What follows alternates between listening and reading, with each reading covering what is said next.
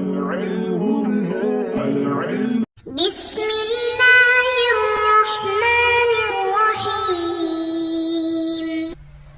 اللهم صل على سيدنا ومولانا محمد افضل صلواتك بعدد معلوماتك وبارك وسلم وصل عليه.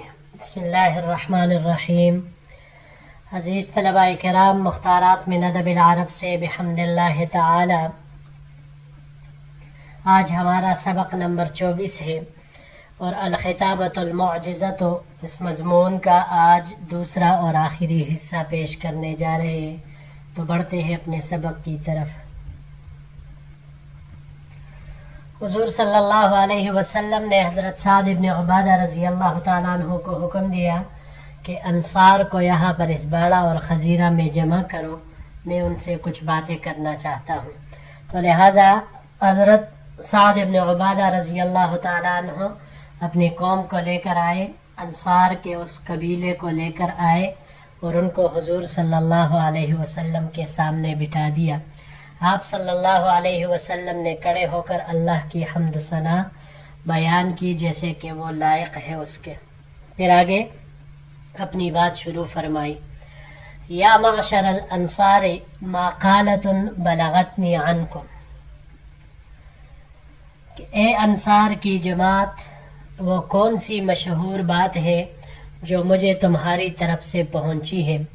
وجدۃ وجدتموہا فی انفسکم، اور تم نے اپنے جی میں یہ کون سی بات پال لی ہے.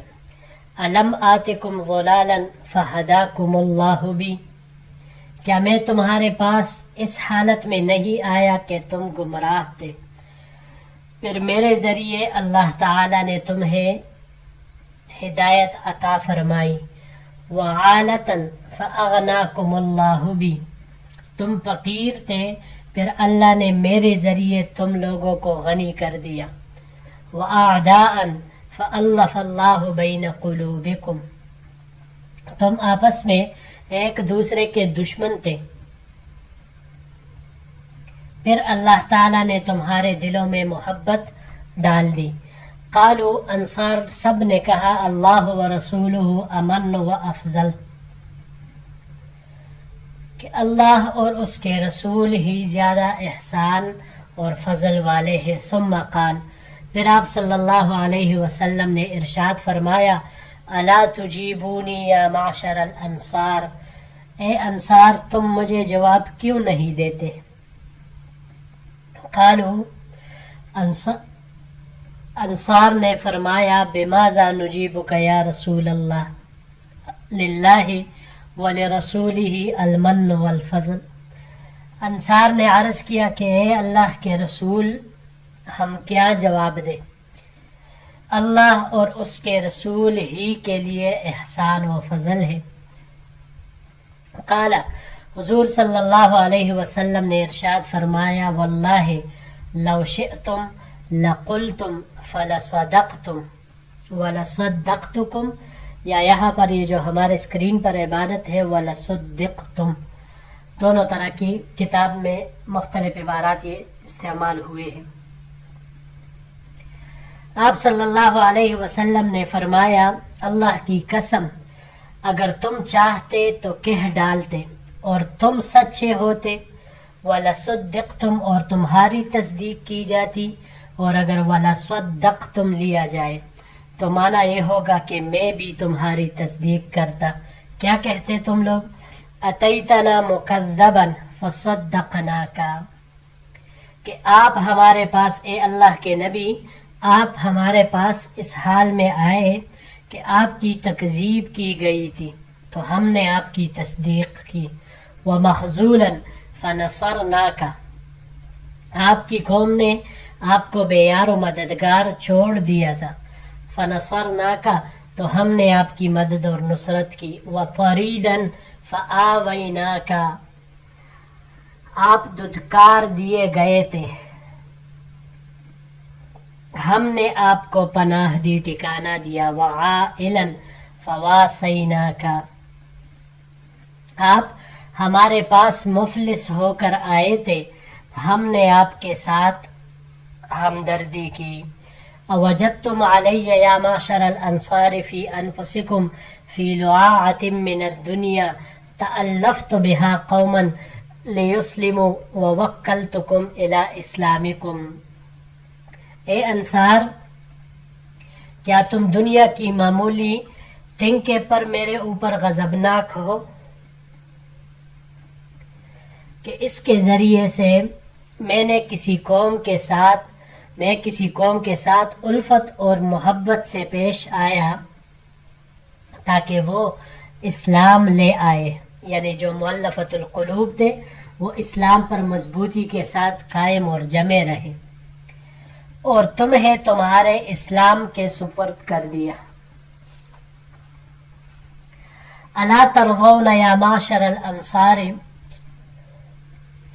یذهب الناس بالشاء والبعیر. اے انصار، کیا تم اس بات پر راضی نہیں ہو کہ لوگ بکریوں اور اونٹوں کو لے کر واپس ہوں گے؟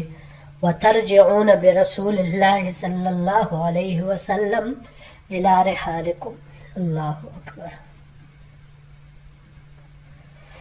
اور تم اللہ اور اس کے رسول کو ساتھ لے کر اپنے قیام گاہ کی طرف پلٹو گے. فوالذی نفس محمد صلی اللہ علیہ وسلم بیدہ لما تنقلبون به خیر مما ينقلبون به. آپ صلی اللہ علیہ وسلم نے فرمایا، قسم ہے اس ذات کی جس کے قبضے میں محمد صلی اللہ علیہ وسلم کی جان ہے، جس کو لے کر تم واپس جاؤ گے وہ اس سے کئی زیادہ بہتر ہے جس کو لے کر وہ لوگ واپس جائیں گے. وَلَوْلَا الْهِجْرَةُ لَكُنْتُ امْرَأً مِّنَ الْأَنصَارِ. اگر ہجرت نہ ہوتی تو میں انصار ہی میں سے ہوتا، انصار ہی میں سے ایک فرد اور ایک شخص ہوتا. وَلَوْ سَلَكَ النَّاسُ شِعْبًا وَوَادِيًا وَسَلَكَتِ الْأَنصَارُ شِعْبًا وَوَادِيًا لَسَلَكْتُ شِعْبَ الْأَنصَارِ وَوَادِيهَا. اگر لوگ ایک پہاڑی اور ایک راستے پر چلتے اور انصار دوسرے پہاڑی اور وادی راستے پر چلتے تو میں انصار کے راستے اور وادی پر چلتا. الانصار شعار والناس دثار. انصار تو شعار ہے، یعنی مجھ سے ان کا اتصال بہت ہی مستحکم اور قوی ہے، جبکہ دوسرے لوگ دثار ہیں، یعنی وہ مجھ سے اتنے قریب نہیں ہے. اللہم ارحم الانصار و ابناء الانصار و ابناء ابناء الانصار. اے اللہ، انصار پر، ان کی اولاد پر اور ان کی اولاد کی اولاد پر رحم فرما. اللہ اکبر کبیرہ. جی عزیز طلباء کرام، سن لیا آپ نے کیسے عظیم الشان الفاظ کے ساتھ آپ صلی اللہ علیہ وسلم نے یہ خطاب فرمایا ہے. جی یہاں پر یہ چند الفاظ ہیں، اس کی تحقیق کر لیتے ہیں. پہلا اس میں سے المن، احسان کو کہا جاتا ہے اور انعام کو بھی کہا جاتا ہے. یہ باب نصارہ سے منن منتن، احسان جتلانے کے معنی میں یہ آتا ہے. اگر اس کو ہم باب افعال پر لے جائے امنانن تو معنی اس کا کمزور کرنا آئے گا، اور یہی منن باب نصارہ کا بھی یہی معنی کمزور کرنا آتا ہے. اگر اس کو باب مفاعلہ سے لے لے ممانتن تو یہ کسی کی حاجت روائی کے لیے آنا جانا، اس معنی میں یہ آئے گا. ومخزولا، مخزولا خزلہ، مخزول یہ مخازل کی مفرد ہے، مخازل اس کی جمع. باب نصارہ سے خزلن خزلانن، چھوڑنے کے معنی میں یہ آتا ہے. اس کو اگر ہم باب تفعیل سے لے لیں تو باب تفعیل سے تخزیلاً، یہ مدد छोड़ने पर उकसाना, यानी किसी को मदद छोड़ने पर कहना, उभारना, उकसाना। बाब मुफाअला से मुहाज़लतन, मदद छोड़ने के माना में ये आता है। त्वरीदन, त्वरीदन दुत्कारा हुआ, माना इसका यही आता है। उसका ये इसी हिसाब से इस्तेमाल होता है दुत्कारे हुए में, जिसको दुत्कार दिया जाए। ये बाब नसवारा से त्वरदन, त्वरादन, त्वरादन दूर करने के माना में, दुत्कारने के माना में आता है। बाब समिआ से त्वरादन खोज लगाने के माना में ये इस्तेमाल होता है। इसको अगर हम बाब इफ़आल से ले ले, इत्तरादन, तो जलावतन करने का हुक्म देना, फिर उस माना में इस्तेमाल होगा। और अगर बाब इफ्तिआल से इसको लिया जाए, इत्तिरादन, तो फिर एक दूसरे के पैरवी करने के माना में आता है। फवासैना का, वासैना का वसा, ये बाब ज़रबा से वसियन, और बाब इफ़आल से ईसाअन, मूंदना, इस माना में ये आता है। बाब मुफ़ाअला से मुवासातन इस्तेमाल हुआ है, ये बाब मुफ़ाअला से मदद देने के माना में ये आता है। अगला लफ्ज़ है रिहालिकुम। रिहाल ये रहलन की जमा है, मंजिल की आमगाह इसको कहा जाता है। बाब फतह से रहलन, रहीलन, तर्क वतन करने के माना में ये आता है। इसको अगर हम बाब इफ़आल से ले लें, इरहालन, तो सवारी देना किसी को, और बाब तफ़ईल से तरहीलन, कूच करने के माना में आता है। शअबन, इसकी जमा शआबुन आती है, पहाड़ी रास्ता, या इसी तरह बड़े कबीले के ऊपर भी इसका इतलाक होता है। बाब फतह से शअबन मज़दर इसका आता है जमा करने के माना में। बाब तफ़ईल से इसको ले ले, तशईबन, तो हमेशा के लिए जुदा होने के माना में ये आता है। और बाब मुफ़ाअला से मुशाअबतन, ये मरने और दूर होने के माना में फिर आएगा। अल अंसार शिआरुन वन्नास दिसारुन, शिआर इसकी तफसीर आप ये भी कहते हैं, शिआर उस लिबास को कहते हैं जो बदन के साथ मुत्तसिल हो, मतलब खास किनाया है ये खास से। वन्नास दिसारुन, और दिसार ये ऊपरी लिबास, जो बदन के कपड़ों के ऊपर कोई और चीज़ बंदा ओढ़ ले, गर्म शाल, स्वेटर वगैरह ये चीज़ें, तो ये आम से किनाया है मतलब। तो दिसारुन ये बदन से मिले हुए कपड़े के ऊपर गर्म कपड़ा पहनना, चादर पहनना, स्वेटर वगैरह पहनना, उसके लिए ये इस्तेमाल होता है। जी बढ़ते हैं अगले स्लाइड की तरफ। एक लकीर है, قال راوی کہتے ہیں فبکل قوم حتی احظلوا لحاهم وقالوا رزینا برسول اللہ صلی اللہ علیہ وسلم قسما وحظا۔ راوی کہتے ہیں کہ قوم اتنا روئی کہ ان کی داڑیاں آنسوؤں سے تر ہو گئی، اور انہوں نے کہا کہ ہم اللہ کے رسول صلی اللہ علیہ وسلم پر تقسیم اور حصے کے اعتبار سے راضی ہے، یعنی ہمارے نصیب میں جو اللہ اور اس کے رسول آئے، ہم اس پر ہر چیز سے بڑھ چڑھ کر راضی ہے۔ احظلو حظل سے ہے، باب نصارہ سے سمع سے حظلن، ضاد کے حرکت کے ساتھ تر ہونے کے معنی میں یہ آتا ہے۔ باب افعال سے احظالن، اور باب تفعیل سے تحزیلن، یہ بھی اسی معنی میں استعمال ہوتا ہے، تر ہونے کے معنی میں۔ حظن حصہ، خیر، نصیب، اس کے لیے استعمال ہوتا ہے۔ باب سمع سے حظن، اور باب افعال سے احظاظن، یہ نصیب والا ہونے کے معنی میں یہ آتا ہے۔ جی عزیز طلباء کرام، یہ زبردست اور عظیم الشان خطاب ہم نے سنا.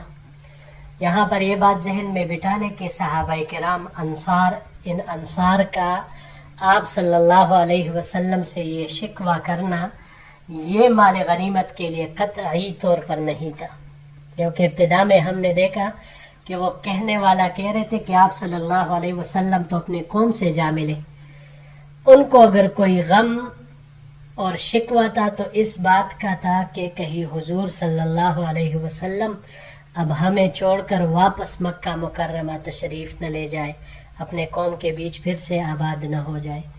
تو صرف اس بات کی ان کو غم وہ لگی ہوئی تھی، اور یہی بات ان کو اندر ہی اندر کائے جا رہی تھی کہ اللہ کے رسول اگر ہمیں چھوڑ کر چلے جائے تو پھر اس زندگی کا کیا مزہ رہے گا.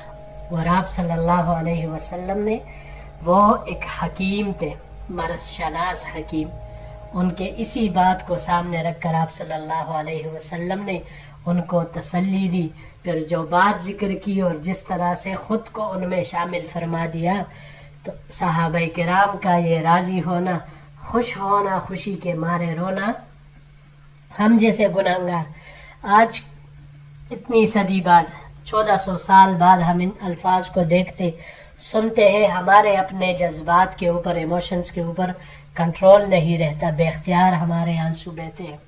تو انسان تصور میں لائے کہ جب اللہ کے نبی، اللہ اکبر، سامنے کھڑے ہو اور صحابہ کرام وہ سن رہے تھے، انصار آپ صلی اللہ علیہ وسلم کے زبان مبارک سے یہ الفاظ سن رہے تھے، تو ان کی کیفیت اللہ اکبر ہماری سوچ سے بھی پرے ہے.